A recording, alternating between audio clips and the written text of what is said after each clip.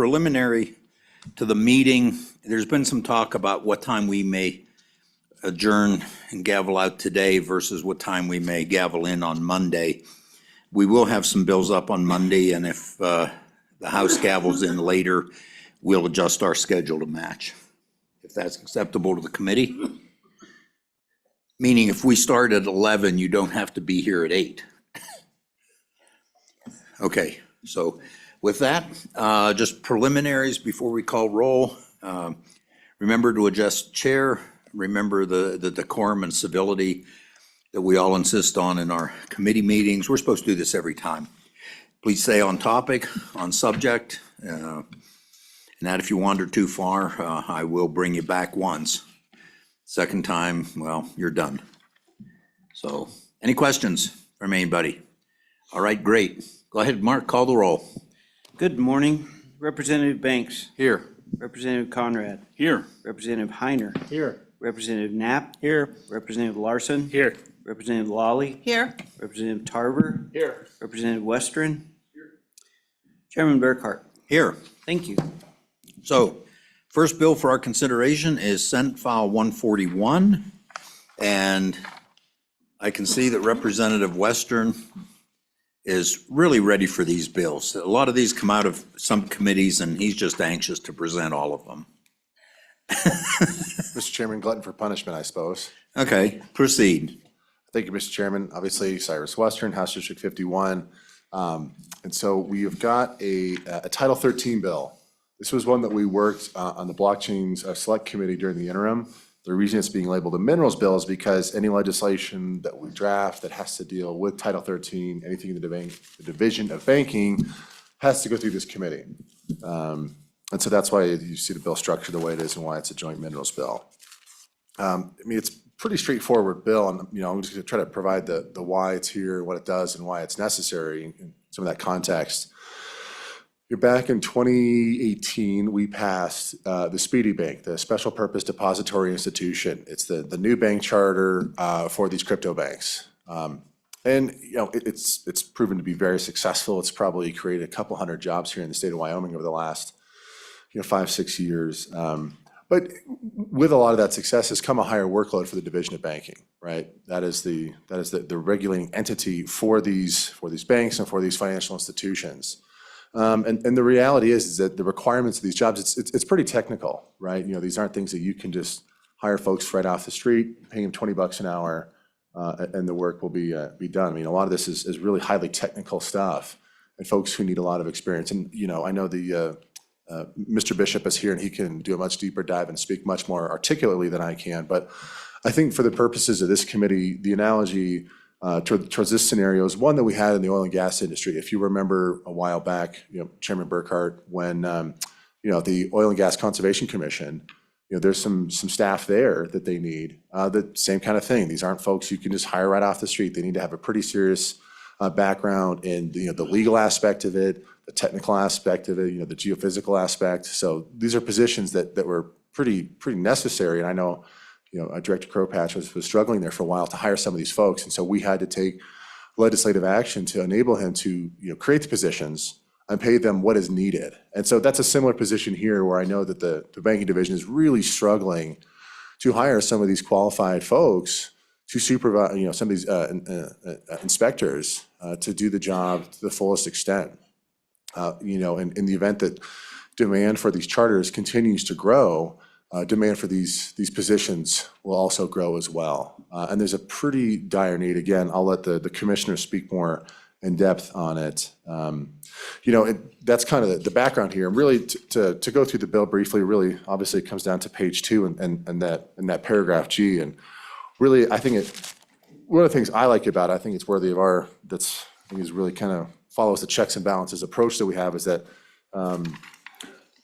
except for the salary of the commissioner as provided in Wyoming Statute 13-1-602B, the commissioner shall establish personnel classifications and salaries for the Division of Banking in consultation with subject to the approval of the governor and subject to legislative appropriation. So it's pulling in the legislative branch as well as the governor's office to ensure that this is kind of, all the T's are crossed and I's are dotted. Now, I know there were some concerns in the past about, this doesn't follow the normal protocol set forth by A&I and how it's usually it's kind of a snapshot of what the salary is regionally for these similar types of positions. And that's how we set the salary. And I appreciate that approach, right? It's one that's easy to defend. It does make sense. But I don't think that approach asks the most important question is, what do we need to pay to get the right people in the job? I think that's the most important question, because at the end of the day, depending on the experience you need for the position, sometimes you're going to have to pay more or potentially less for those types of applicants, right? You know, what you pay is what you get. And if you need positions that have a lot of, that have a lot of expertise that are necessary, you're just going to have to pay more by virtue of what you need. And that's what we're trying to do, is we're trying to help out the Division of Banking. So, that they have the personnel. The scenario in my mind that this sticks out is obviously there's some pending litigation between one of these speedy banks and the Federal Reserve over, approval of master accounts and some of these money transmitter abilities. In the event that our speedy bank here is successful, the kind of chatter out there is that there will be a huge increase in speedy applications for some of these people who want to come and incorporate here and stand up a speedy bank in Wyoming. If that does happen, the demand on staff to kind of go through that process of approval will I don't know how much it'll go up, but it'll be a lot. And so that's another type of scenario that's looming on the not too distant horizon, where the demands of the Division of Banking will go up exponentially. And so that's just something else to keep in mind as we consider this. So, Mr. Chairman, I know we've got other legislation pending before the committee, so if there are any questions, I'd be happy to answer them. Representative Lawley. Thank you, Mr. Chairman. Good to see you, Representative Western. It's a little easier to see you there than over there. But I wanted, exactly. I wanted to address something that was done over on the Senate side, over taking out Section 2. And I've received a lot of emails on that and about taking that out, opposed to that. Can you address that? It seems to be about increases. It's not about the approval above of the position or the salary, initial salary, but future increases maybe seems to be what Section 2 is talking about. But could you address that, how you feel that taking out Section 2 affects the bill? Representative, and to add on to Representative Lawley's comments and questions, I noticed the Senate did make a number of changes to the bill from what came out of committee in the interim. So why don't you just, if you could, address all of those, especially Representative Lawley's question, but all the changes if you can. Sure, Mr. Chairman. And my blockchain co-chair, Senator Rothfuss, was supposed to be here. I think he's actually might be working another bill in committee, and so he might be able to speak more articulately than I can on that specific one. But to me, I see it as an issue of flexibility for the Division of Banking. I personally think Commissioner Bishop has done a really good job of, certainly with just the limited resources that we've given him, to complete some of these pretty complicated tasks. I mean, to be approved as a speedy bank, it's not a 2-page application. They get stamped and there you go. I mean, I think the application's like 100+ pages. It takes months of vetting and hundreds of man hours to go through these just on the staff side. So I think it was about enabling him with the flexibility he needs to not just recruit those staff, but to retain them as well, right? Obviously, it's half the battle is getting them to on the job. The other half is keeping them there, especially when you have really high performers in those positions. So that was kind of the whole concept, was just enabling the commission to have the flexibility, the director. Obviously that's, whether that actually happens or not is pursuant to the process and to us as a committee. But I believe that was kind of the thought process at a high level, so. Representative Conrad. Chairman Burkhart, thank you. Representative Western, a question is, does this set the precedence for any, or more importantly, another department or other departments from increasing salary classifications? Representative Western. Chairman Burkhart, Representative Connor, I think that's a really good question. And potentially, to me, I think that the delineating line and that specific, argument there, that debate is this. Some of these executive branch agencies, they require us to write a check every 2 years to authorize, right out of the general fund, right? I mean, we're giving the Department of Health, we're giving them a lot of money out of the general fund, as we should. The question I think of whether these types of ideas have merit or should be passed is, can they pay for it themselves?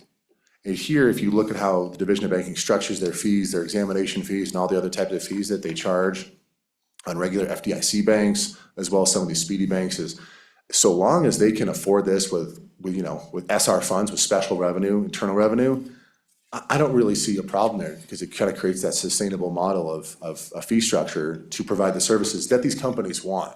This isn't, regulating to prohibit. I would argue this is regulating to enable the commission to help these businesses get stood up and make sure that they are properly regulated, right? Which they want. They want to be regulated. And that's some of the concerns that we've heard as well. Some of these, these reviews and these inspections are taking a little bit longer than it would be ideal. So to me, the line of delineation is, can they generate the fees necessary to perform these services internally within their division versus having to come to us every 2 years and ask for us to write a check? Mr. Chairman, thank you. Follow-up? Yes, thank you, Mr. Chairman. As a follow-up, Mr. Representative Western, one of the questions I received, obviously, from a constituent was, does this strip as amended, more importantly, this strips the banking boards decisions, handing them really over to the bank commissioner with the governor's approval? Can you address that? Representative Western? Mr. Chairman, it doesn't give me heartburn. Obviously, that's just me. I can appreciate maybe if it does give some of the members of this committee. I know that there's, I believe the governor's office is going to testify a little bit more on that, and certainly enablement. I know that has been a concern from the office. There was a similar bill in 2019, maybe 2020, that the governor ultimately vetoed, but, we've been having some dialogue with them about, how can we solve for this problem and still have some sideboards on there, so. Representative Heiner? Thank you, Mr. Chairman. Representative Western, looking at the fiscal note, it gives us a number of $340,000 a year. But that's hard to understand what kind of a raise this would entail, this would provide for the individuals. Could you give us an idea what percentage of a raise this would give for them? Representative, would you like to have the bank commissioner join you? Mr. Chairman, I was actually going to do the old pass the buck thing and say, I'm going to pass that one off to my good friend sitting here in the back. Commissioner Bishop, why don't you come on up and help the good representative with these? Be a lifeline. I have to phone a friend here. Yeah. Please just remember, we all know each other, but for the record, identify yourself. So. Thank you, Mr. Chairman. Jeremiah Bishop, Banking Commissioner for the State of Wyoming Division of Banking. I'll save my prepared remarks for later, but for the question about the increases, just a history of where that came from. So I got that from salary data that we receive from the Conference of State Bank Supervisors. This is an organization that we are a member of. Every other state agency that does what we do is also a member, and they do salary surveys every single year and provide that to me. And so what I did was took the average of what's our district. So I didn't take states like California and New York, just our district, which is kind of our geographic region, north to south. And if we were to bump up our the salaries of the examiners and staff up to just the average of our region, that's where I got those numbers. And it varies by position. So historically, our entry-level positions are actually much closer to market, but each step up, as you become more senior level, that gap widens. So our entry levels are very close. Our senior levels are quite a bit away. So just some rough estimates of that fiscal note this year. It ranges from, I think, 5% to even 20%. That 20% being that senior level position. That 5% would just be those entry levels. So that's not as much, but it does get, that percentage increases for every step. Other questions? Representative Knapp. Thank you, Mr. Chairman. So Representative, along those lines, you mentioned the delineation, but we've seen this also in investment, right down to the administrative levels for office staff, that somehow that's different because of the income that they bring in. I can see tourism being off general, making that same delineation that somehow they're special and need to control their own wages.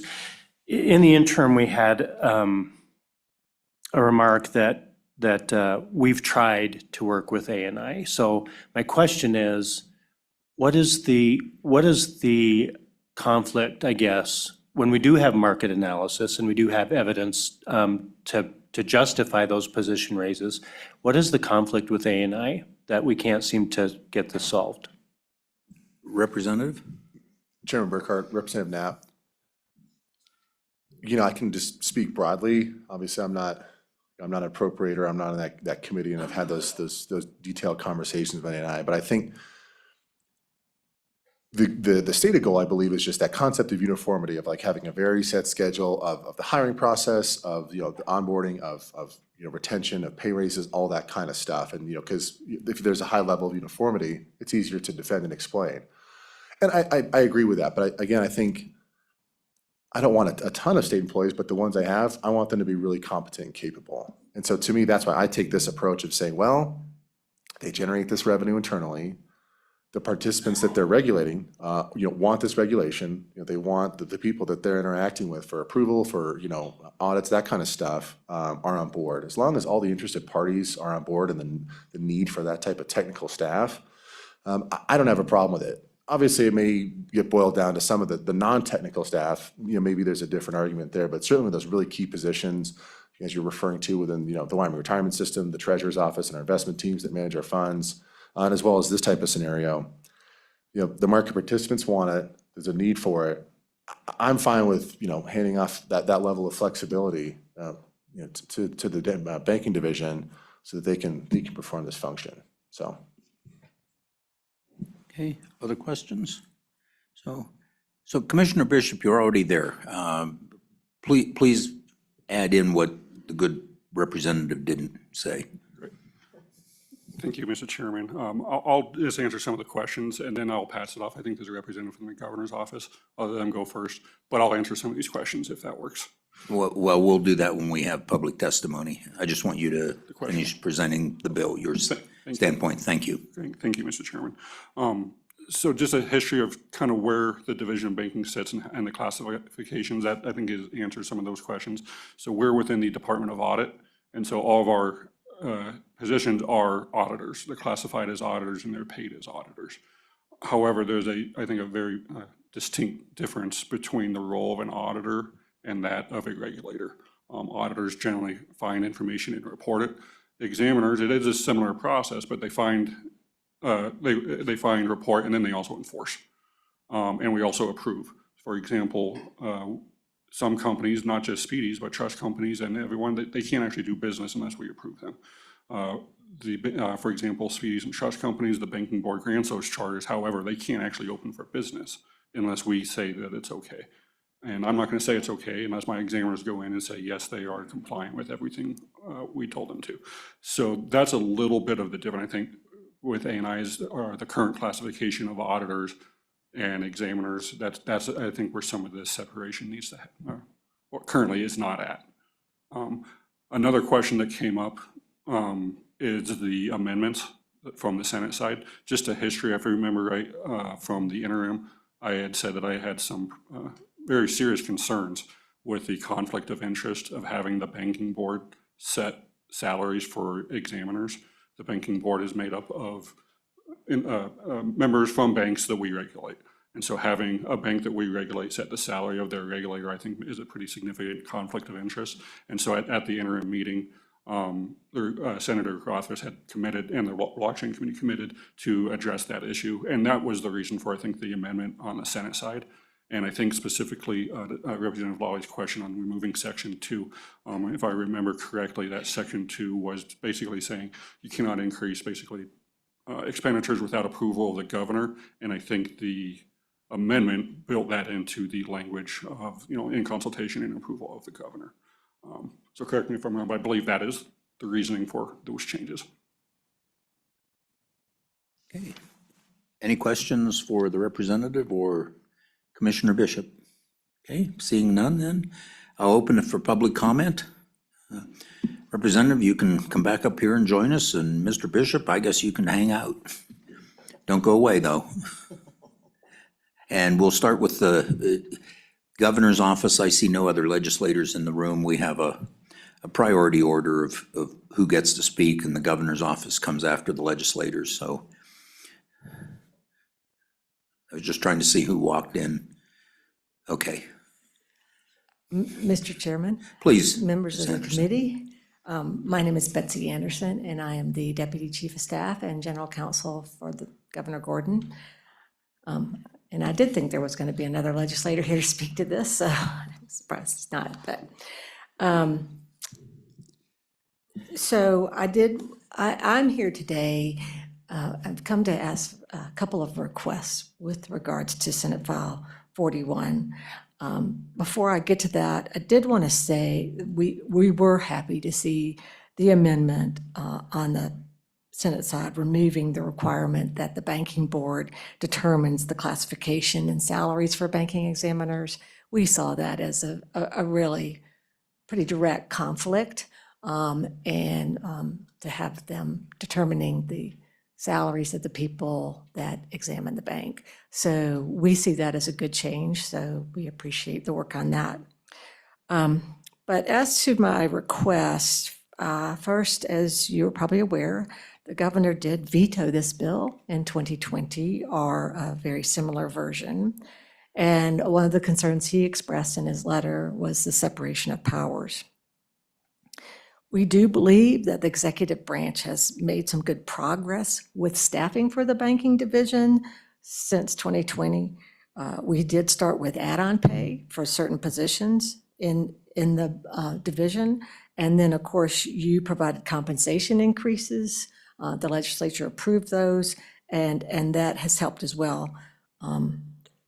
Obviously, Commissioner Bishop and Director Chavez could speak to this, but I do believe it has improved the retention and recruitment within the division.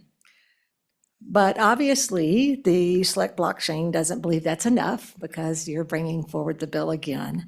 And so and I understand that they want to ensure that the banking division has the resources it needs and the wherewithal to regulate the fintech banks. And I would say the governor feels strongly about that. This is an important new industry for Wyoming, and he supports it, strong support. And we do hear comments that whether they're true or not, that the banking division doesn't have the wherewithal to do this. Now, I would maybe argue differently, but unfortunately, there is that perception for some people. And so what we're kind of proposing is that we want to continue to work on this matter. I think we've already had conversations. Just bringing this bill forward has already generated conversations. But the request is that you would sunset this legislation after 2 years.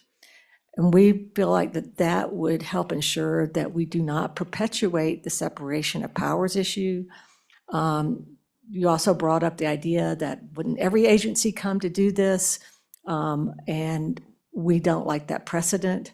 And so if we could work for 2 years and get these classifications and these salaries and any other resources that they need straight, and then we would sunset this and we would rope them back into the current system that we use for classifications for employees. And then the second ask, and I almost think this is even more important, is that you would provide spending authority now so that we could act immediately instead of waiting. As you all know, they're specially funded. This is not general funds. The way the bill is that they can't do anything until they get the spending authority. I mean, you can't increase salaries if you don't have the spending authority to spend that money. And so the way it's right now, it seems like it would be another year before they could even request that spending authority. So we see no reason why we would want to wait even another year. And so that would be the request, that we would go ahead and provide the spending authority. I believe they gave numbers in the fiscal note. And so use that and then continue to report to the JAC on the progress of moving forward. And so with that, I'm happy to answer any questions. Any questions for Deputy Chief Anderson? Questions? Representative Knapp? Mr. Chairman, thank you. I'm glad to have that representation of ANI. And I know it was recently just put back under the governor for this. But I view this sometimes as a large corporation or a medium-sized corporation having an HR department and then bypassing that HR department with allowing all departments to just kind of go off on their own. And so I would like to see this shorn up. But can you see how important this is, that as we ask the legislature to kind of support and back up ANI, that they come on board with really looking at market adjustments and really looking at the market itself in order to facilitate our departments. Ms. Anderson? Mr. Chairman, Representative Knapp, yes, and you've put in their approval of the governor, so I really think it's going to be the three of us in the room, right? And you know, I don't think the governor's thrilled with treating differently, but we understand the market, we understand the perception, we understand the problem. And I think everybody's on board to make this work. Representative Heiner? Thank you, Mr. Chairman. Ms. Anderson, or possibly Commissioner Bishop might want to answer this. We had some step 1, step 2 raises over the past couple of years for state employees. Did these positions get those step raises over the last couple of biennium? Commissioner Bishop? Thank you, Mr. Chairman. Representative Heiner. Yes, the first year, step 1, the entire division did receive those. The second year, that was last year, if you remember, we did do add-on pay just for our examiners to bring them up to market, so they were exempt from that. But that was because those ones were actually higher than what the step-on pay approved for the entire state would have been. Those, the positions within the division that did not get that add-on pay did get that. And I believe those were the first 2 kind of step up, I think, in over a decade, if I remember right. That was before my time, since the last time that happened. So that does help, but it was also a one-time fix. I'd say that was a temporary Band-Aid. What would be good is having the flexibility to make sure that that doesn't become stale. Follow up? Follow up, Representative. Thank you, Mr. Chairman. So could you give us an idea what these more senior positions, what kind of a raise percent they got in the past 2 or 3 years? Commissioner? Mr. Chairman, yes, Representative Heiner. So several years ago, the average of our senior examiner position, so our level, we have an entry level, mid-level, senior, then a chief position. Several years ago, I think they were paid approximately $64,000 a year. With the add-on pay last year and then the step-up pay the year before, they're now at approximately $75,000 a year. And I will say the average of what we used for the market currently is approximately $95,000 a year. Representative Western? Thank you, Mr. Chairman. Director Bishop, could you maybe give the committee a little bit of a snapshot of just how many positions are available, how many are hired, who, the retention right now, who's the most senior employee, how long have they been there, just to kind of maybe help the committee understand exactly the current circumstances you're in. Commissioner? Yes, Mr. Chairman, Representative Western, yes, so currently, these are my prepared remarks, but I'll just jump to that if that's okay. Yes. So currently we have several senior examiner positions on our bank side, so that's our safety and soundness side. We're split into 2 groups. Safety and soundness is banks, trust companies, and SPDIs. And then what we call our compliance side is our consumer lenders, mortgage lenders, and money transmitters. And I'll also say money transmitters were actually the first industry in Wyoming to touch digital assets and blockchain. Several years before the speedy happened. So on our compliance side, we have 1 senior examiner. This person's been there for about 15 years. The next position is an entry level or who has been there about 14 months. So that's a significant gap in experience on that side. On our safety and soundness side, we have, I believe, 3 senior examiners. The most senior started with us in middle of 2019. Then there's about a 3-year gap between the next senior examiner. The majority of our staff have been there less than 2 years. Outside of those 3 individuals, everyone else has been there less than 18 months. Representative Heiner.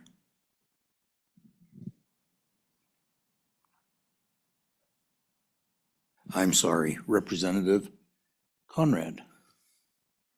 It's one of those mornings, just bear with me. Chairman Burkhart. Yes, that's me. The question that hasn't been answered in my mind, and please help me, we talk about retention or turnover rates. I mean, we've made some changes positively last year. So the thing I haven't heard yet quantitatively is, are we losing people now? And what's that turnover rate? Have we stemmed the flow or plugged the hole in the boat? I mean, I'm not understanding. We're asking for more money, but I haven't heard any definitive values in terms of we're losing people after 1 or 2 years of employment. Thank you. Commissioner Bishop? Yes, thank you, Mr. Chairman, Representative Conrad. I would say it has slowed to some degree. So 2019, 2020, 2021, we saw a mass exodus. 35 positions left. We have 28 positions total, so over 100% turnover since 2019. That includes, I'm the 3rd commissioner. We've had 4 deputy commissioners, 3 attorneys, 4 chief examiners. Our attorney and our chief examiner is currently vacant. So that has slowed down. However, it is still slowly happening. So in the last, I'd say, year, we lost a senior examiner on our compliance side of 12 years. We lost a senior examiner on the compliance side of 22 years. Both of those left for either a different state agency or another state doing the same job. On our safety and soundness side, we'd lost both of our senior trust examiners. One had been there for 3 years, one for 2. They left about, I think, last May. And then I think we've lost several entry-level positions. Those ones, some of it was pay, some of it was travel. One of them was it just wasn't a good fit, but a lot of it is the pay versus travel requirements. So it has slowed, but it is still happening. I think what has helped with the increases that we've had over the last several years is the number of applicants we get for our entry-level positions. I think that has helped significantly over the last 2 years. We're getting quite a bit more interest in those entry levels. Again, these are entry-level positions. That position pays approximately $50,000 a year. But what we are having a hard time doing is retaining those senior level people after about 3 or 4 years. Follow-up, Representative? Chairman Burkhart, thank you. So let me understand one thing. The market value that you testified earlier with regards to 94,000, is that market value governmental and/or is that on the civilian side? Chairman Bishop, Commissioner Bishop, I'm Yeah, sorry. Mr. Chairman, Representative Conrad, great question. That is all government. Those are state agencies that regulate state-chartered banks. The exact same thing we do, except that they don't do the SPDIs. That's a state, that's specific to Wyoming. But that senior level 95,000 average is state agencies, so in our region. Any other questions for Ms. Anderson? Representative Heiner? Thank you, Mr. Chairman. Not for Ms. Anderson, but for Commissioner Bishop, I have a question. So with the A&I policy and everything, and these senior regulators, are there opportunities to promote them into another salary band, or are they topped out at this point? Commissioner? Mr. Chairman, Representative Heiner, great question. So our 3 levels, mid-level, or entry, mid, and senior, that's where the majority of our examiners are. We have a chief examiner position, but we have 1 of those for the entire division. So once you reach that senior level position, that's where you are. So historically, once you hit that position, that's where you are for your career, most likely. Example, I had the one person who had a senior examiner. He was this individual was in that senior position for, I think, 15 years. With the division for 20 years, had been receiving the same pay for 15, and it had actually gone down. The actual what hits the bank account has actually gone down over those 15 years because of increases in just insurance and retirement, things like that. So that's actually been one of the problems of retaining those senior people. Is it's hard to get the same, once you hit that position, have that same pay for the rest of your career, whether or not that's 15 or 20 years. Okay, other questions? Okay. Ms. Anderson, thank you. And anyone else in the room wish to speak on Senate File 41 engrossed? And Senator, I'll let you wrap everything up after we take public testimony. How's that?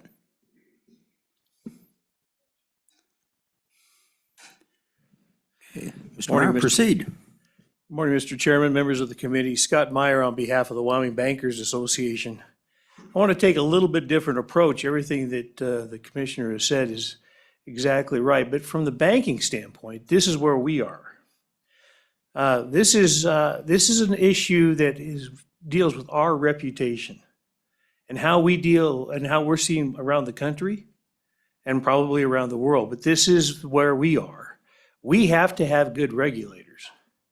If we don't have good regulators, and especially, I think as Commissioner Bishop brought up, the fact that we, unlike other states now, have the speedy charters. If we don't have good regulators, then our banks look poor. And the reality is that some of these people that come in that are regulators are so green and they have so little experience that when they come in and do what they have to do, if it wasn't for the fact that I think our very honest banks that really do want to see these guys do what they need to do aren't there to help them, then we're in a position where we don't look good. And so we say, here's what we need to have. The problem is just in how this thing gets classified.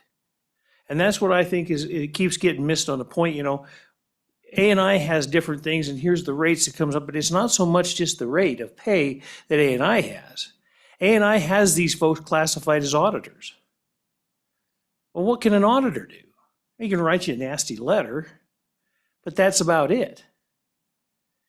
What these guys are regulators, and if you what can a regulator do? Well, they can issue a cease and desist letter on a bank. They can literally go in there and take that charter off the wall and shut that bank down. And with that, you've got great responsibility. We need to have good people that understand that responsibility. And in order to do that, we need to have the money necessary. So it's really a classification thing. How do we change this so that we are classified instead of being pigeonholed into something that frankly doesn't pay enough to justify having those regulators in there? And that's where the banks are getting nervous. The other thing I'll just throw out is that, and I kind of have said this a little bit more tongue in cheek, but it's really true, but it's not general fund money. It's our money. It's the money the banks put in there. So what we're needing to do is figure out a way to say, stop putting the classifications in there so that the banks can get the regulators that they desperately need. Because our money is sitting there, we're willing to pay it. It's our reputation, we have to have it, but we can't do it with the classification system that's there. So with that, Mr. Chairman, I would stand for any questions. Questions for Mr. Meyer? Questions? No? Okay, thank you. Okay, anyone else in the room? Commissioner Bishop. Thank you, Mr. Chairman. Just a few more things that to say that didn't come from questions. Great questions. They actually took care of most of my talking points. Well, why don't we wait until we're done with public testimony? And no one else in the room? I think we have one online, Mr. Faulkner, if you would admit him. We do, Mr. Chairman. Mr. Faulkner, proceed. Good morning, Mr. Chairman. Albert Faulkner here. I'm the Chief Risk and Compliance Officer of Two Ocean Trust. We're a Wyoming chartered trust company that's regulated by the Division of Banking. I'm also speaking today on behalf of the Wyoming Trust Association, which represents the thriving and growing trust industry in Wyoming, many of whose members are also regulated and supervised by the Division of Banking. We are directly impacted by this legislation. We help pay for the Division of Banking's activities, and we are very much in support of this legislation. Some of you know me from my former role as a state banking commissioner, a position I held from 2012 until 2022, and I spent about 24 years with the Division of Banking. I hope to provide you with a bit of historical context from my time as the banking commissioner, combined with my current experience, to give what I believe is a unique perspective on the topic at hand. Financial services and their required regulation and supervision continue to evolve rapidly. I think we can all agree on that. Therefore, the required expertise of examination staff and management of regulatory agencies, such as the Division of Banking, continues to grow in a similar manner. Now, I appreciate the state through A&I wants to maintain some consistency in the position and classification process. Unfortunately, the current classification system and corresponding compensation structure is not working, as it does not appropriately foster attracting and, maybe more importantly, retaining skilled financial institution examination and licensing staff. I believe a comment was made about continuing to try to possibly work with A&I. And I can tell you for certain this was tried, and there was little effort from A&I to make a serious effort with this, and this was quickly abandoned. There are distinct differences in the duties, expertise, and authorities required between financial institution examiners and auditors, and job classification should reflect that. And I believe Mr. Myers spoke well about that, as the examiners are also enforcement agencies. When I was a commissioner, I performed my own salary survey with information from the Conference of State Bank Supervisors, of which the Division of Banking is a member, and of which I was chairman of that organization in 2017 and 18, that included bank examiner salaries both regionally and nationally. I believe Mr. Bishop spoke on this. This was specific to bank and trust examination staff, and nothing that prior statewide surveys had ever looked at, and I had been through a few of those in my career, even though there were very specific classifications to the duties required by examination staff. I can tell you that Wyoming lags significantly behind surrounding states and throughout the region. And as Commissioner Bishop mentioned, this study didn't even factor in high salary states such as coastal states, and even some states within the region are significantly above Wyoming. I know the governor's office, I heard mention, wanted a 2-year sunset. Unfortunately, I think this makes this a simple Band-Aid. Know that some other states have actually continued to, or have a continuous appropriated budget since the agency is self-funded. Something, of course, would be easy, but I understand that there's not necessarily an appetite for that, and I don't believe anyone's asking for it, but that is what other agencies around the country are actually doing. I believe Commissioner Bishop, under his supervision, has noted that there is not only banks and trust companies, but there are non-depository institutions. And a number of those companies, so think mortgage companies, money transmitters, consumer finance companies, many of these are also classified as fintechs or financial technology companies. So you can imagine the complexity as well as the heightened IT and cybersecurity risk of those institutions. And as was discussed, the special purpose depository institution, as well as some of the fintechs, are very much involved in the digital asset space. So the knowledge base required to supervise these activities, which is very unique to the state of Wyoming, requires much more expertise than just even traditional financial institutions. Specific to my company and the Wyoming Trust Association members, trust supervision requires its own unique skill set and specialized training separate from banking examiner training. And for a company like Two Ocean Trust, combining fiduciary activities with digital asset custody changes our institution's risk profile, therefore requiring enhanced examiner expertise. Additionally, for all the consumer finance providers operating in Wyoming, and there are literally thousands, the non-deposit examiners play a key role in protecting Wyoming consumers. Each year, there are tens of thousands of dollars returned to Wyoming consumers as a result of the Division of Banking's Examination and Enforcement Authority. Remember, many of these are fintech companies as well. When I was the banking commissioner, I wanted a well-trained staff that could appropriately examine institutions under the division's supervision, as well as work side by side with federal regulators and not have to take a back seat. It takes at least 3 years to train an examiner so that they can be proficient in their job. But equally as important is the time on job, which provides the valuable hands-on in the trenches experience. Employee retention is vital to gaining that experience. As I mentioned, my company, Two Ocean, is a Wyoming chartered trust company. We serve high net worth families and individuals in managing generational wealth, but we also serve as a qualified custodian of digital assets of those, if those are part of the client's assets holdings.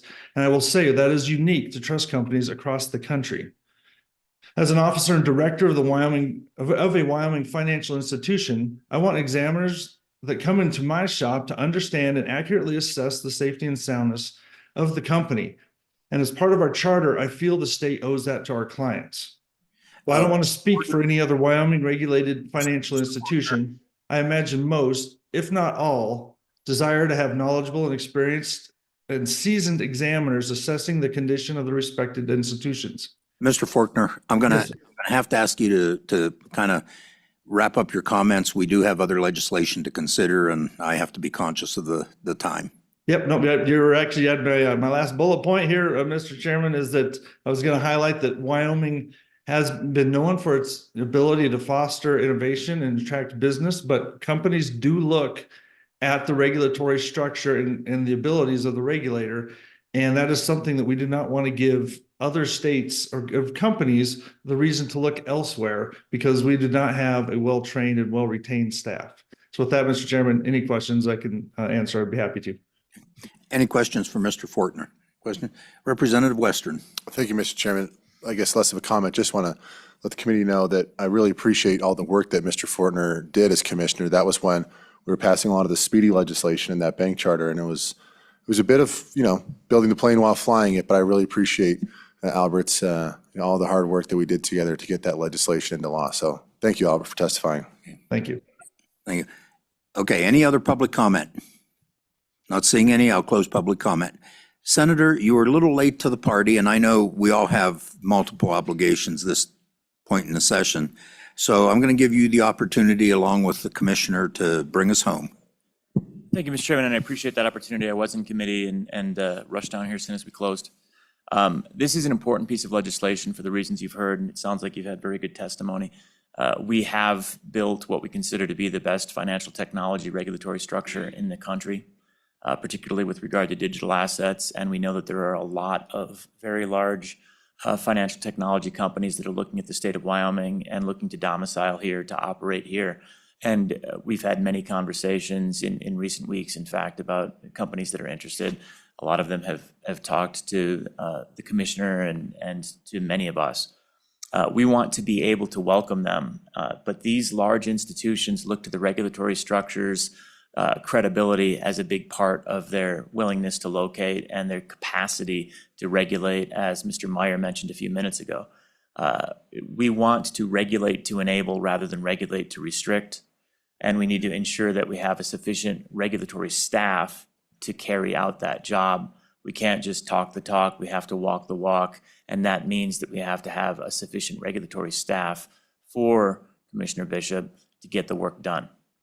4 years ago, we ran this legislation or something similar to it. There was some assurance that without that legislation, we would work through the existing process to get to where we need to be, and we have not gotten there yet after 4 years.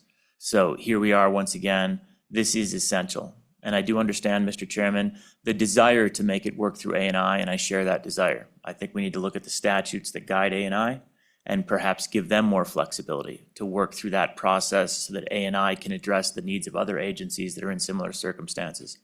But at this point in time, we have an emergent need that needs to be fixed right now. And the only way we're going to do that is with this piece of legislation, not through the traditional process. So I'd ask for the Minerals Committee to support this legislation and help us do our work through the Blockchain Select Committee and through the regulatory structure that we need to have in order. Okay, questions? Go ahead, Representative Lawley. Thank you, Mr. Chairman. Good to see you, Senator Office. And you weren't here for this, but one of the things the governor's office mentioned was to provide authorization, now spending authorization now, that's not really clear in the bill. Do you have a thought on that response? Senator Rothfuss?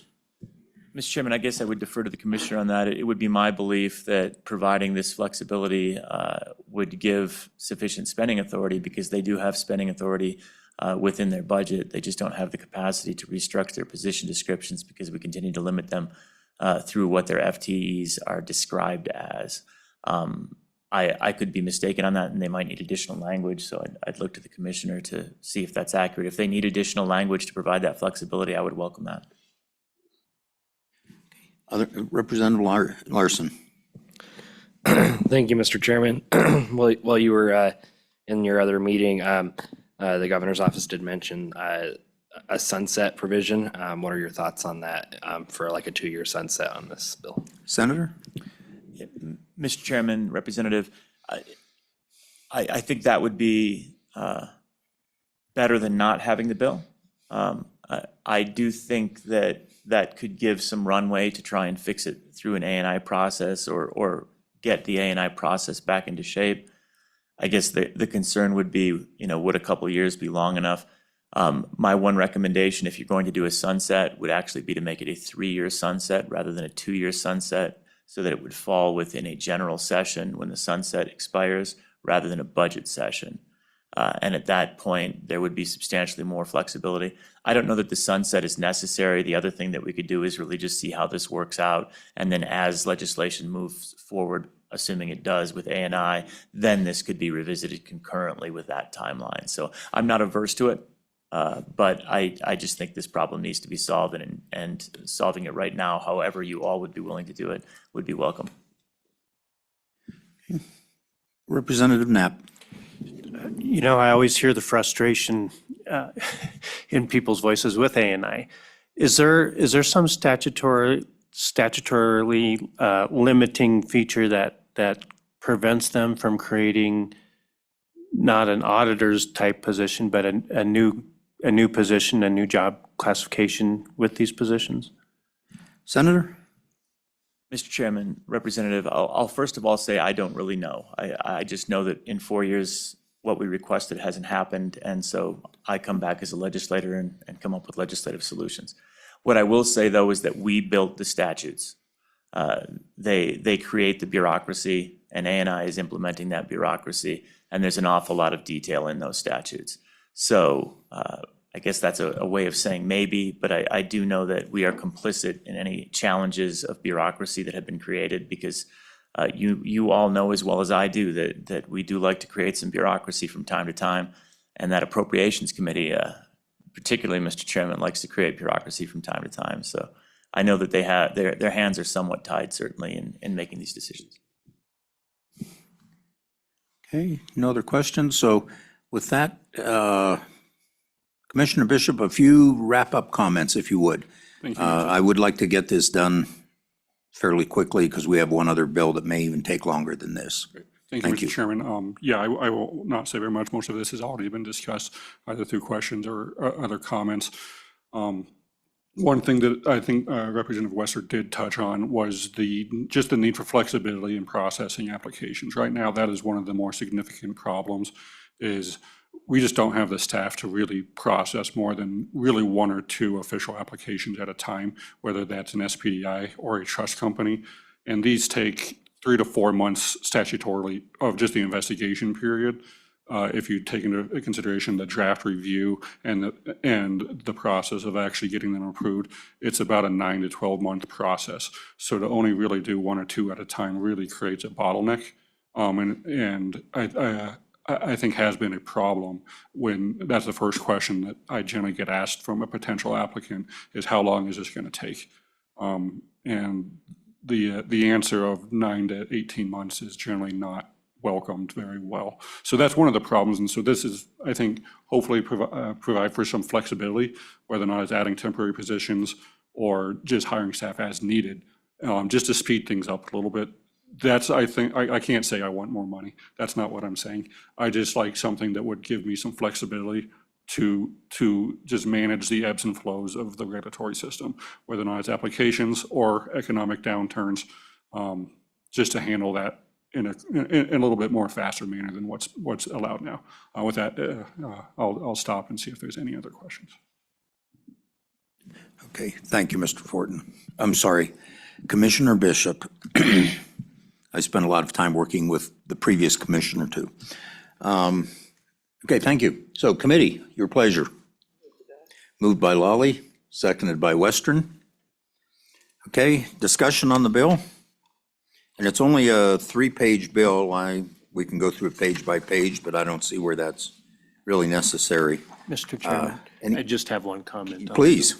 So, I think I've made my position clear before an interim, but the bill has 2 different issues. One is justification, which absolutely, I think everybody here is convinced of the justification and the need for these positions and the market adjustments that need to take place.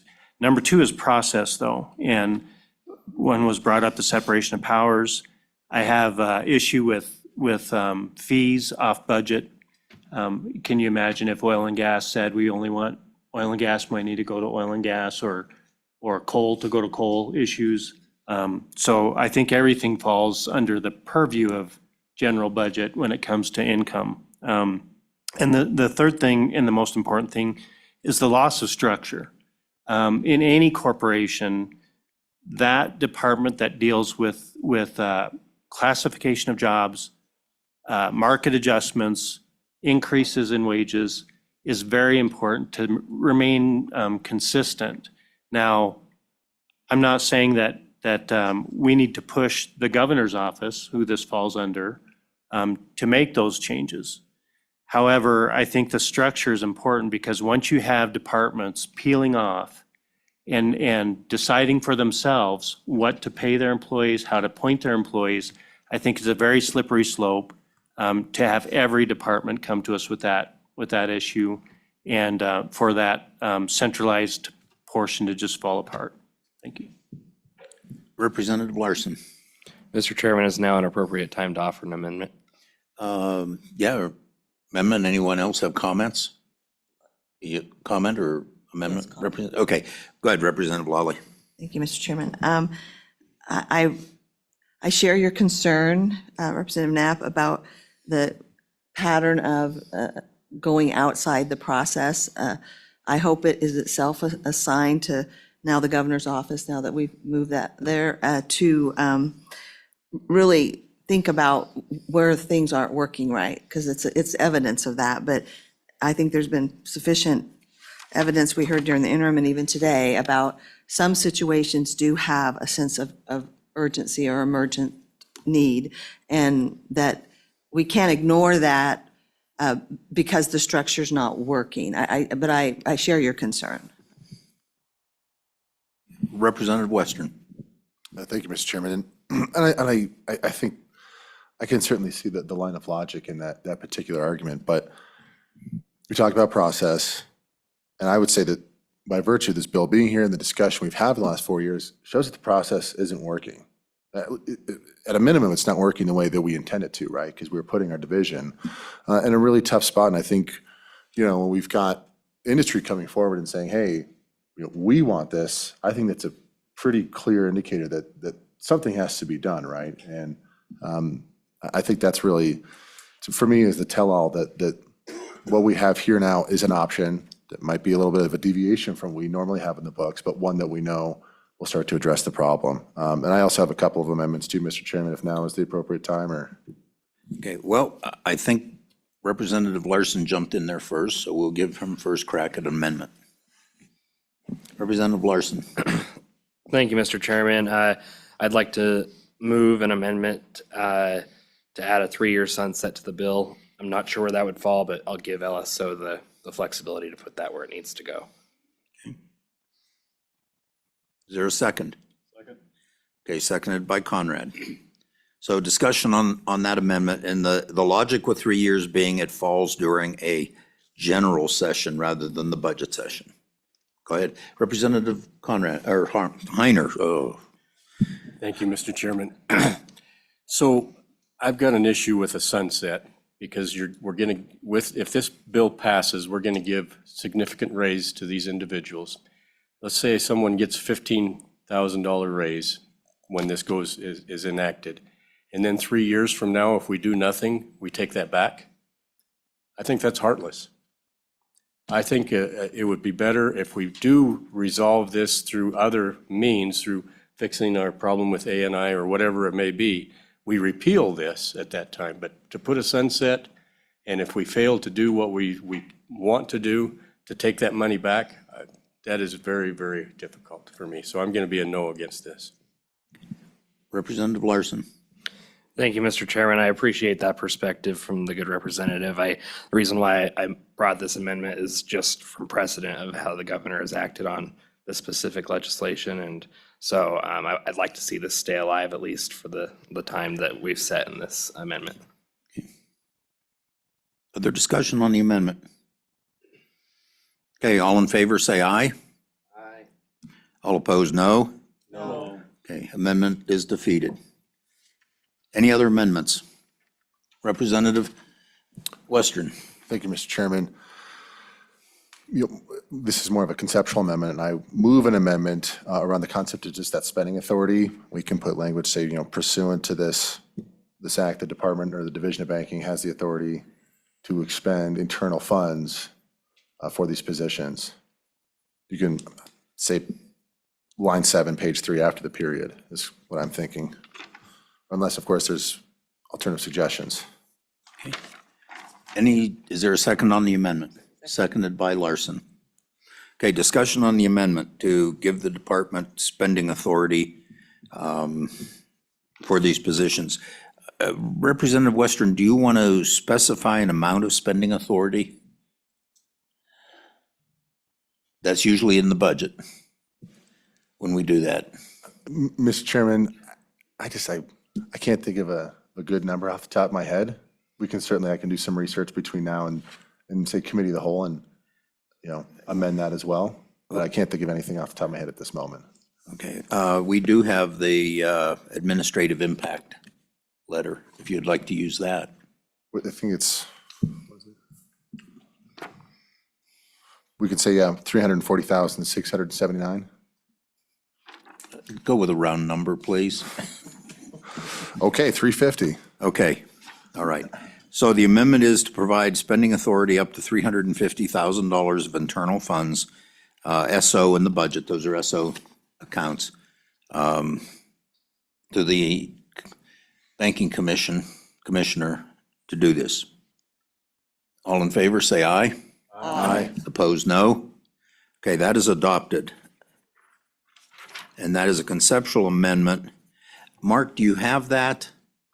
I know it's a conceptual amendment, which means you can't put real words to it, but staff will. Conceptually, I have it. Okay. The lawyers that sit in those little rooms off both chambers they can take care of that if you tell them. Okay. Any other amendments? Other amendments? Okay. All right. Question being called. All in favor of Senate File 41 engrossed banking division classification and salary exceptions? Mark, please call roll. Representative Banks. No. Representative Conrad. Aye. Representative Heiner. No. Representative Knapp. No. Representative Larson. Aye. Representative Lawley. Aye. Representative Tarver. Representative Western. Chairman Burkhart. 6 aye, 3 no. Do pass with amendments. Okay. And Representative Western, you'll be carrying the bill on the floor? Okay, great. Thank you, Senator, for coming over. Next bill for our consideration is Senate File 42, engrossed, Low Carbon Reliable Energy Standards Amendments. And this is a committee bill from the interim, but heavily amended by the Senate. So not seeing anyone here, I'll just present this bill from here, if that's acceptable to the committee. Okay. Okay. Paybacks can be really tough, remember that. I withdraw my amendment. And for everyone and the people listening in the digital realm, we do enjoy some good-natured bantering on this committee. We would never do that to any of us. So with that, as you can see, you have an engrossed copy, a blue sheet, and the Senate heavily amended this bill from what it was coming out of session. I think there were 6 Senate amendments on it. What this bill is this bill is a modification of what was House Bill 200 from 2 sessions ago. And I know there's a lot of discussion on House Bill 200 and what might need to be happen with that. But this bill is an improvement over what the original 200 was. So we can leave it alone and have the existing 200, or try to improve it as best we can for right now. I think the important things in here are the moving out the dates and making it compatible with the federal regulations and especially 45Q requirements for sequestration and that.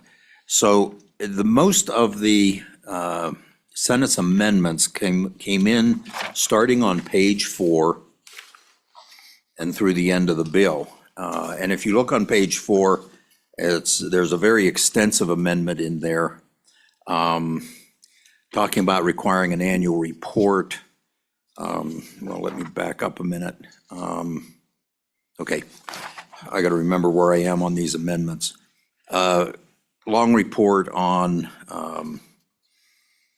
having power companies give a lot of technical data to the PSC in effect. And if you follow this through and then it goes over, those are kind of carried over into page 6 at the bottom and on top of page 7. Puts a lot of burden to make decisions on the commission. So keep that in mind. And some of the information requested or required under Romanet 4, page 4, really is proprietary information to a lot of organizations. A lot of companies do not want to give out their costs, their prices. That's all competitive material. And we've had, if the committee remembers, we've had people in this committee want to talk about those, and we've conducted those meetings in executive session in order that they can talk openly about their cost. This would require them to reveal them. Okay, there's an amendment that was done on page 5 under capital A that requires electric reliability to ensure adequate, reliable, dispatchable power in Wyoming. The standards established under the subparagraph may include limits on outages and shall ensure, et cetera. So that was an amendment to require reliable, dispatchable power and let the commission decide if they want to, any limits on outages. I will say that is one of those things that's very difficult to quantify on outages because they last an indeterminate amount of time. They don't cover an entire area, even the power company's area. It may be limited to a number of things. And that, if a power pole falls, there may be a limited number of outages where the power company, if they just decide to shut down something, is a completely different matter. And I have some concerns about that and the way that one is worded. Okay, moving on, and then we have things at the bottom of page 6 into page 7, talking about the recovery of money. If you remember, there's a 2% adjustment, up to a 2% adjustment on rates to help the companies put in place, to evaluate and then put in place carbon dioxide capture. One thing I will say in this bill that confuses issues to me, and they were in the amendments, is the use of the word carbon and carbon dioxide. They just change them completely back and forth. What we're talking about is carbon dioxide. That's an odorless, colorless gas that's generated by burning stuff. Carbon is soot, frankly. So we need to remember that and keep that all in perspective. And that's pretty much the bill, the way it came out of the Senate with, like I said, the majority of changes being on page 4, the top of page 5, and then the bottom of page 6, top of page 7. And that's kind of the bill. Any questions for me? Representative Larson. Thank you, Mr. Chairman. So it sounds like the body on the other end of the hall didn't really help with their amendments. So would you agree with that? Yes, I would agree with that. I think the amendments added confuse the bill considerably, make it a lot less clean and neat, put a lot of discriminatory things, not discriminatory, but things in there that constantly can be changed. I do have, and it's not the appropriate time yet, I do have proposed amendments on these, and other people in the room may have theirs. But I do not much care for the Senate's amendments, I'll tell you that. Okay. Other questions, other discussion? Okay, so with that, I will open public comment from the governor's office. Again, remember, I have a priority here. I see no other legislators, so I didn't ask. Mr. Luthi. Good morning, Mr. Chairman. Good morning, members of the committee. First of all, it's nice to be back in front of you, I think. No, I always appreciate working with the Minerals Committee. My name is Randall Luthi. I'm the Chief Energy Advisor for Governor Gordon. I really appreciate the committee taking up this bill. And I don't want to get too far off topic, which, Mr. Chairman, you know I never would, but just in case. But I'll just get a little bit of background. And as you mentioned, these are amendments to what was known as HB 200. So why did we have HB 200? Why did the legislature look at it a couple of years ago? And I'll just touch back a little bit on that. The first answer was to preserve our coal-fired power plants and our coal mines. Currently, we have 16 coal mines that employs directly 5,100 people, but about 10,000 are indirect, average salary of about $83,000. These are good jobs. This is a good industry. We have 12 coal-fired power plants consisting of about 17 units. We supply coal to 26 other states. Federal regulations, other state regulations, and even consumer choice is putting great pressure on the ability for our coal-fired power plants to exist. Many of you know that many of our coal-fired power plants are over 40 years old.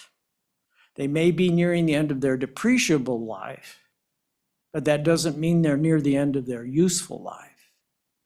Now, regardless of your views on what carbon dioxide does or does not do to the atmosphere, the truth is consumers, federal regs, state regs are all looking for a way to reduce CO2. So when we talk about CO2, that's what we're trying to do. We want to keep the coal-fired power plants burning, but in order to do so, it's probably we need to have a market. And the ability to do that will likely depend on our ability to reduce CO2. When we looked at concepts about HB 200, we looked first at what other states have done for renewable fuel standards and portfolios. Many states had indicated, well, we don't want fuel that may come from coal, and we want so much of our power that we purchase from other states to maybe be renewable. That's fine, that's their choice to do it. So what you did as a legislature, you said, we're going to have a carbon renewable standard, or CO2 standard as well.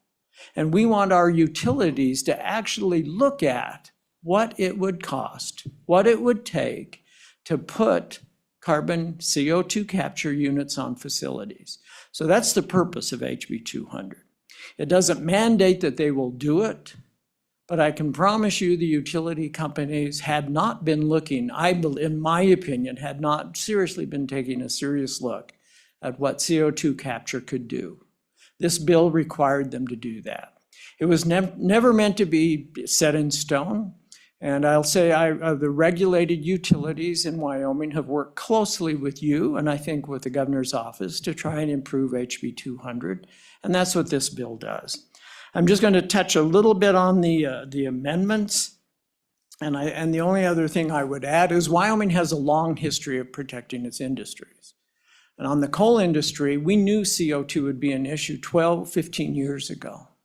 So we established things like the Integrated Test Center in Gillette, so we could test various forms of technology that these companies could use should they want to do that. As I mentioned, the ITC is working. We are actually very near to capacity of companies that are coming in and willing to test for new types of CO2 technology. Just a couple of items on the bill. We greatly appreciate what the Senate Minerals Committee did. I will leave that to you to determine what the Senate itself did on some of the amendments, and I think the PSC would like to comment, and I'll touch on it as well. One of the things the Senate committee did was change the date. We had 2038, but I'll tell you the pressure is too great. If you look at the proposed Clean Power Plan version 2 that's coming out of EPA, which ratchets down again, once again, the CO2 requirements, they have a rough set of schedule where you have to meet certain standards by 2030, 2035, and 2038. We recommended that instead of 2030, if we wait till 2038 to complete these evaluations, frankly, members of the committee, it will be too late. So we recommended the 2033 date, which the committee took. The other thing that I would mention, again, where do we go from here? I just saw yesterday, as we talk about the Clean Power Plan version 2, now this is a regulation we expect EPA to come out next month, possibly this month. We are into March now, so possibly this month.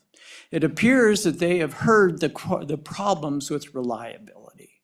And that's one of the things Wyoming has been stressing for a long time. You know, we can have a lot of wind and solar. We welcome wind and solar in Wyoming, but it is not 24-hour power. It is not dispatchable power. I think EPA started to hear that, and so what it appears they're going to do is release our gas-fired plants from many of those restrictions. But what does that do? That puts the target solely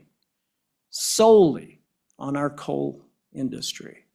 We must do something to try and make sure that our utilities evaluate that we can continue to use coal. 45, what's changed also, I would mention, members of the committee, 45Q is a tax break for carbon capture. We're now seeing utilities start to look at that. The goal of HB 200 was not to have utility companies build a lot of carbon capture units. The goal was to have them evaluate it and encourage them to ask industries that are interested in using CO2, in capturing CO2, to work with them and putting those units on those plants. So with that, Mr. Chairman, I would just let me just make a couple of comments on the proposed Senate amendments. The 18,500, that would be on page 3. That seems to comply with 45Q.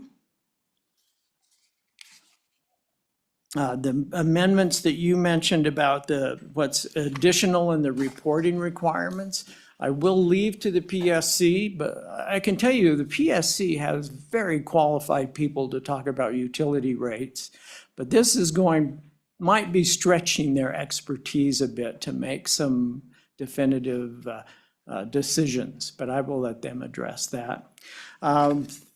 The 2%, I leave to you. I'm just not sure what we were trying to do. The original bill had a 2% cap that utilities could pass on to customers for those costs of evaluating.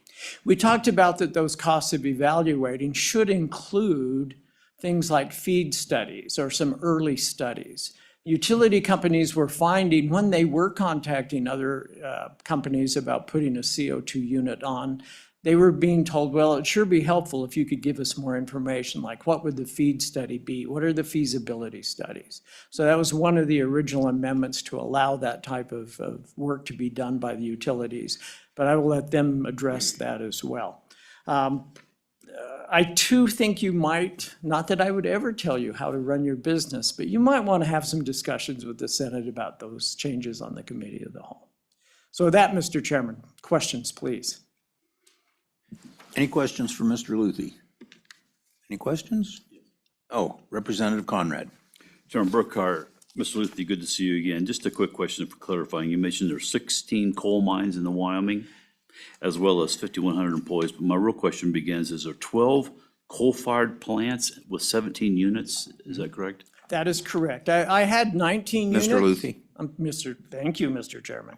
Mr. Chairman, Representative Conrad, I had originally had 19 units, but I put Jim Bridger 1 and 2. I will be converting in the next few months, so I dropped it to 17. That's correct. Thank you, sir. Other questions? Oh, softball. You Boy. got away easy. Mr. Chairman, and with that, I would just finish with one thing. You know, I know there'll be questions about, well, why should we do any of this? And frankly, members of the committee, it probably is conceptually cheaper to do nothing. But I can also, it is my opinion, to do nothing will have a tremendous cost for Wyoming.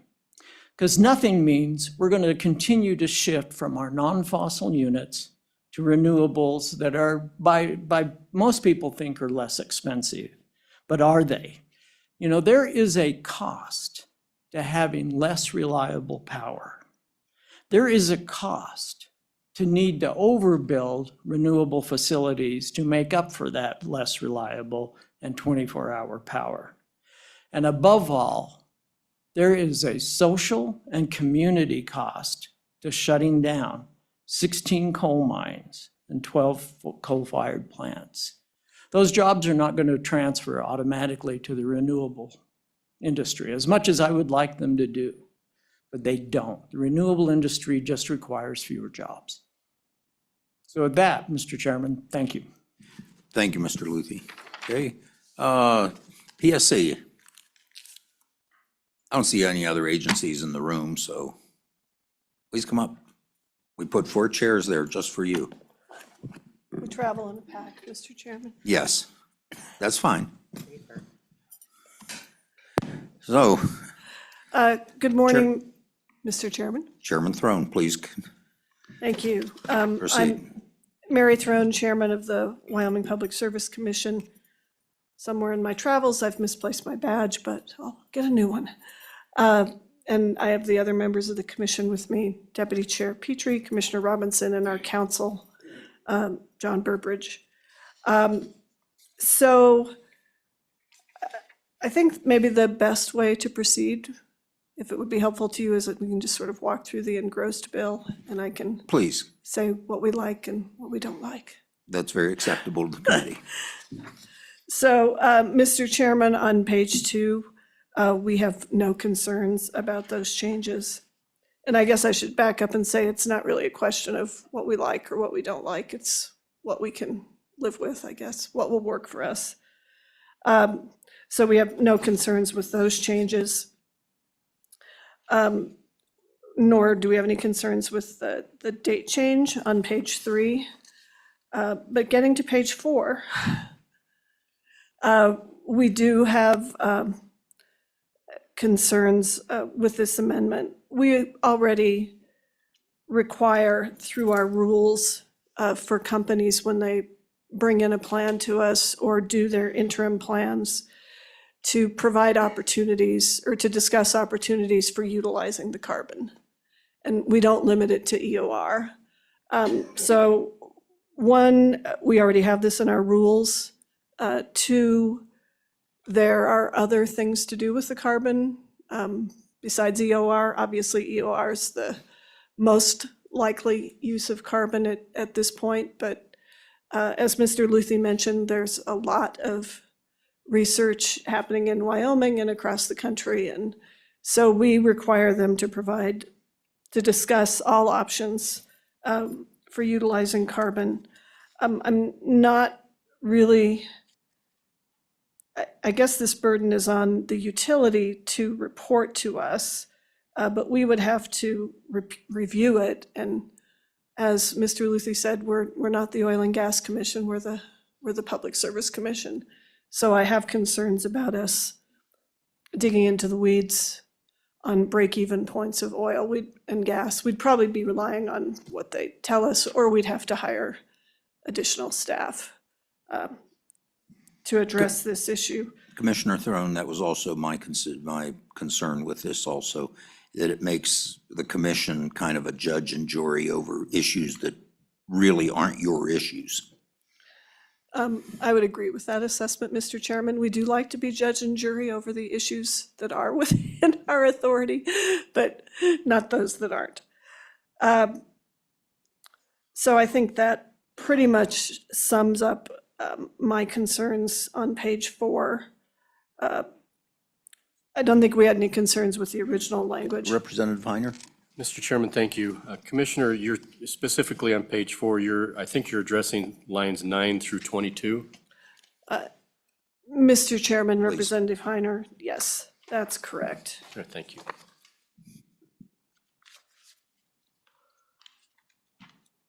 Okay, proceed.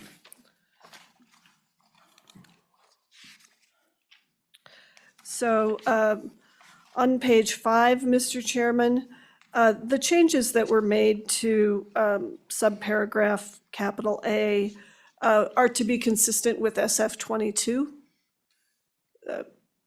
So I think those are not problematic from our point of view, because it's basically the SF 22 language, so there's not an inconsistency between those two bills. Okay, thank you. And for the committee, I hope you remember yesterday, we did consider SF 22 on general file.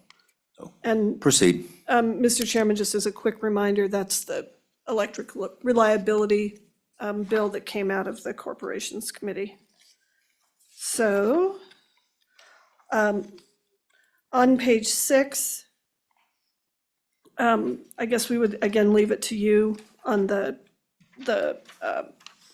deletion of notwithstanding.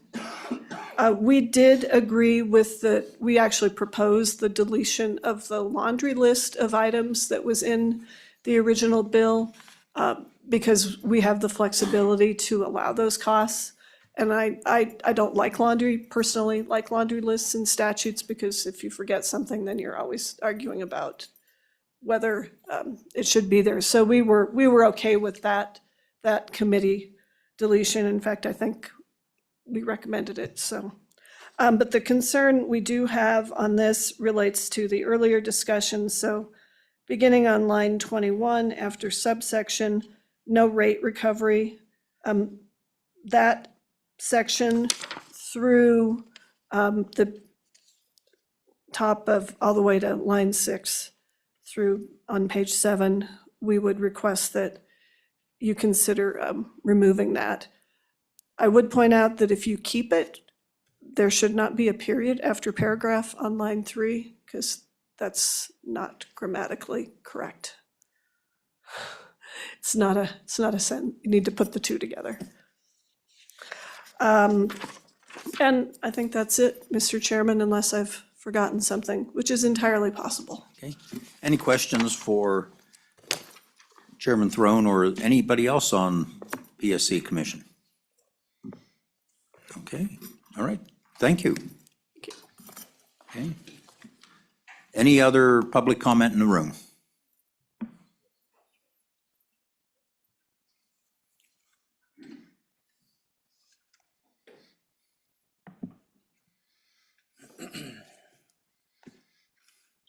Mr. Bush, proceed. Thank you, Mr. Chairman. David Bush, Black Hills Energy. Part of the reason that you all have this bill in front of you is our work through the interim this summer, and I think we worked in all 3 of the interim committee meetings, if I remember right. So let me start by saying with House Bill 200, and you've heard some of this testimony before, I won't repeat it all, but I'll just quick review. Carbon capture wasn't on our radar. We were just digging our coal, burning it. Life was good. I think House Bill 200, one of the benefits has been our engineers have looked at it as carbon capture as a possibility to continue the life of our plants and really to our coal mine. We have, I think we're well over 50 years of coal reserves left on our Wyodak mine. It's a great asset for us. It's something we want to continue to use and provide power for our customers.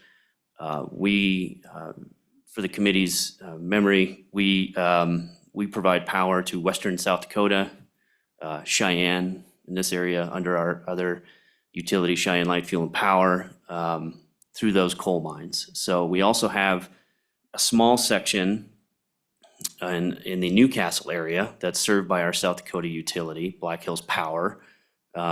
So we do have the generation assets. We're continuing to use those. We've got customers that want that power, like that power. We would like to continue to use it. So as we looked at House Bill 200 implementation, we got into some of the specifics of carbon capture and learning more about that technology. And our engineers got a little more excited about what the possibilities were. And as I've discussed over the summer with you all, and you've heard presentations from Derek Silba, our Director of Power Delivery. We've got an exciting project, a coal to hydrogen project that we think is really going to allow us to provide some of that emissions-free energy that people are looking for, still using our coal. So it's something that if it works in Wyoming, it might work in other areas too, and really provide a lifeline for that industry as well, and give us the opportunity, like I said, to continue to use that asset. Specific to the bill. Mr. Bush, question. Yes, sir. So you presented to the committee over the past interim the information on that coal to hydrogen project, which is kind of unique in the way you've done it. Is it Black Hill's intention then to make that technology, if it works the way it's designed and desired, to make that technology available to, say, the whole power industry? That is a good question, Mr. Chairman. Probably above my pay grade, but I think the research is there. We're working with a company, Babcock and Wilcox. I think they're out of Ohio, an engineering firm, and they're kind of spearheading the technology. We're really providing the location and the coal, but their engineers are the ones really kind of taking the ball on that. So, but I think it's a good question. Okay. My point being, Mr. Bush, that, you know, the majority of coal in Wyoming goes to other places, 26 other states. And I think we need to come up with ways to help them continue to burn coal and power. And if we can come up with technology here that can be dispersed to those areas that works, I think that's something we should be looking at. Not necessarily for Black Hills to look at, but how do we work with these companies to make it available to all, so to speak. Thank you. Proceed. Thank you, sir. So with the bill, we worked with the chairman and the governor's office to come up with some amendments to House Bill 200, which you see mostly here and have heard throughout the interim as well. Beginning on page 2, a lot of this language does mirror and sort of marry up to what the federal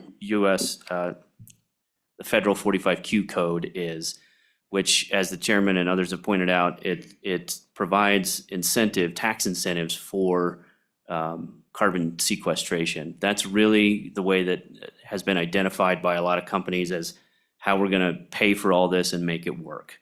So what we wanted to do was make sure our state law didn't trip over that federal law, which was going to be the real way we're going to get this done. The next significant change for us really is on page 3. And again, you've heard about this, that the serving more than 10,000 Wyoming Electric customers, that is a carve out, for lack of a better term, for those 2,500 customers in the Newcastle area that we serve through our utility, Black Hills Power. Under the current statute, those 2,500 or so customers would be on the hook for a lot of the cost of, probably all of the cost of that carbon capture unit. So what we're doing there is saying the numbers don't work. Let's just keep them out of it. That 10,000 number only affects those customers. It doesn't impact any of the other utilities in the state. The date 2033 is a good change. We're good with that.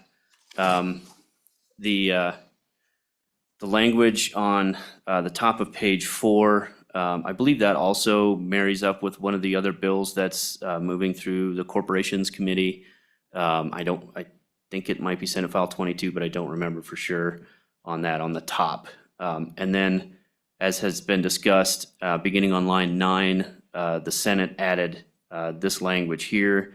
We've heard in a real sort of short, brief discussion since this came over, there is some concern over non-disclosure agreements and what this would mean for that. As you all know, many of you are familiar with the energy industry. They get a little concerned about sharing too much information. So it's just the language is a little concerning. As Commissioner Throne pointed out, page 5, top there, that is language that comes from Senate File 22.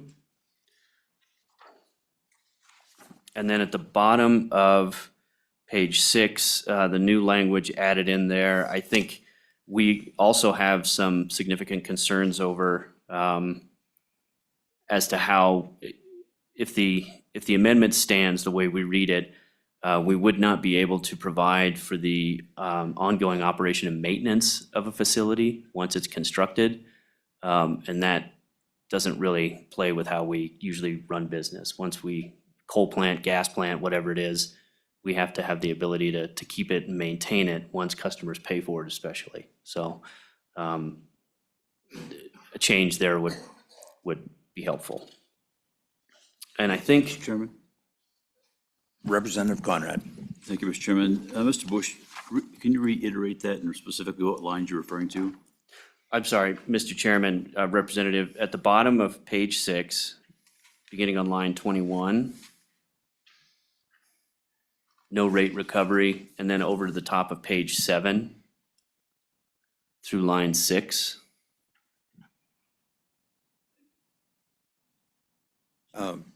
Representative Lawley. Thank you, Mr. Chairman. Mr. Bush, good to see you. On page 6, what would be around line 9 in the engrossed copy, there was a section that was deleted. That was the previous, in the unengrossed bill, page 5, lines 18 through 23. Can you address that at all? I don't have the original. Hang on just a second, let me get there. Representative Lawley, if I remember correctly, that was a reporting requirement, and it seems like it is duplicated in the bill, and I think that's why the Senate pulled it out. They just felt it was a duplication. Okay. That sounds familiar, yes, Thank sir. you.